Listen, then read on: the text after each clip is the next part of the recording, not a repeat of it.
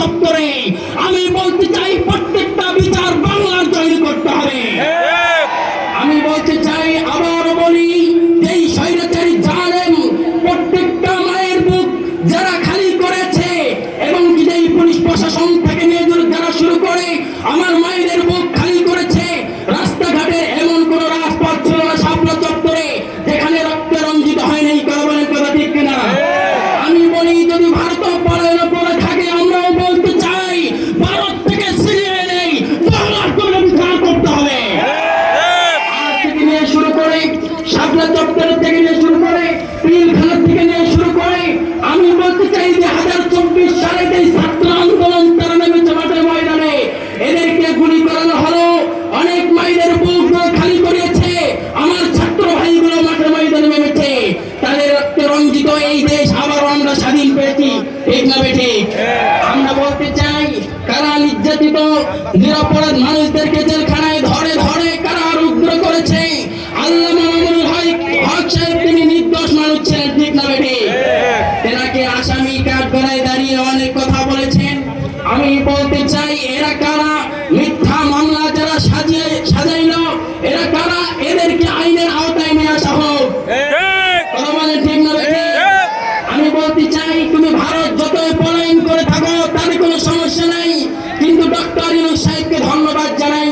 তিনি বলেছেন এই বাংলার জমিনে কথা বলবে কোন মাহফিল এবং সমাবেশের এরকম কোনো কিছু জিনিস নিতে হবে না, ওর কাছে দৌড়ানো লাগবে না, ওর কাছে আইন পাশ করার লাগবে না, যে যার মনে চায় তোমরা মাহফিল করবে, সমাবেশ করবে, কোনো বাধা নেই। কথা বলে ঠিক না বেঠিক? কিন্তু আল্লামা মামুনুল হক সাহেব যেখানে গিয়েছিল সমাবেশের জন্য সেই জায়গায় বাধা প্রদান করা হয়েছে। জুনাইদ আল হাবিব যখন বিশাল বড় আকাশ চম্বিত তারা সবাই একত্রিত হয়েছিল, ডাক দিয়েছিল মাহফিল ময়দানে কথা বলবে, সেইখানেও 140 ধারা জারি করা হয়েছিল। রফিকুল ইসলাম মাদানী তিনি যখন মাঠে ময়দানে কথা বলেছিলেন মাইক কেড়ে নেওয়া হয়েছিল।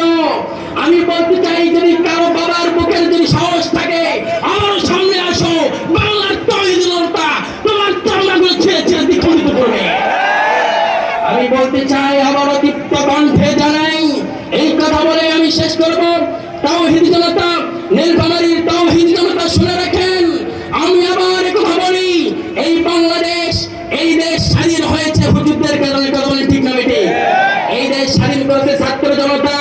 এই দেশ কারো বাবার নয়, এই দেশ শাহজালালের, এই দেশ সমতুলের, এই দেশ পীর আউলিয়ার দেশ, এই দেশ জুনাইদ আল হাবিবের দেশ, এই দেশ আল্লামা মামুনুল হকের দেশ, এই দেশ রফিকুল ইসলাম মাদানীর দেশ, এই দেশ কারো বাবার নয়।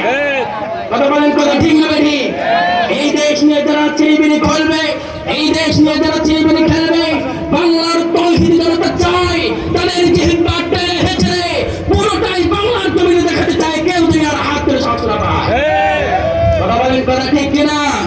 তাই আমরা বলি, আবার যদি আমাদেরকে ডাকানো হয়, আবার যদি আমাদেরকে বলানো হয় ইসলামের জন্য, কোরআনের জন্য যেদিন ডাক আসবে সেদিন আমরা সকলেই সেদিন থেকে ওয়াদা করব ইসলামের জন্য যদি আমরা মরতে পারি হয়ে যাব শহীদ। আল্লাহু আকবার। আমরা যদি শহীদ হয় হয়তোবা শহীদ হব, নতুবা আমরা গাজী হয়ে যাব। তবে এই কথা বলতে চাই, বিড়ালের মতো 500 বছর বেঁচে থাকার কোনো লাভ নাই, সিংহের মতো 1 ঘন্টা বাঁচতে চায়। কোন নাস্তিক মুরতাদ বেঈমানের সামনে মুসলমান মাথা নত করতে পারে না। মুসলমান মাথা নত করে কার সামনে? আল্লাহ। চিল্লায় বলেন কার সামনে? আল্লাহ। আমি এই আশাবাদী ব্যক্তিকে এতটুকুই বলি, যখন আল্লামা মামুনুল হক সাহেব তিনি ডাক দেবেন, যদি আবার জেলখানায় বন্দী করায় সেই সময় প্রয়োজনে আমরা লাশের পরে লাশ দেব, রক্তের পরে রক্ত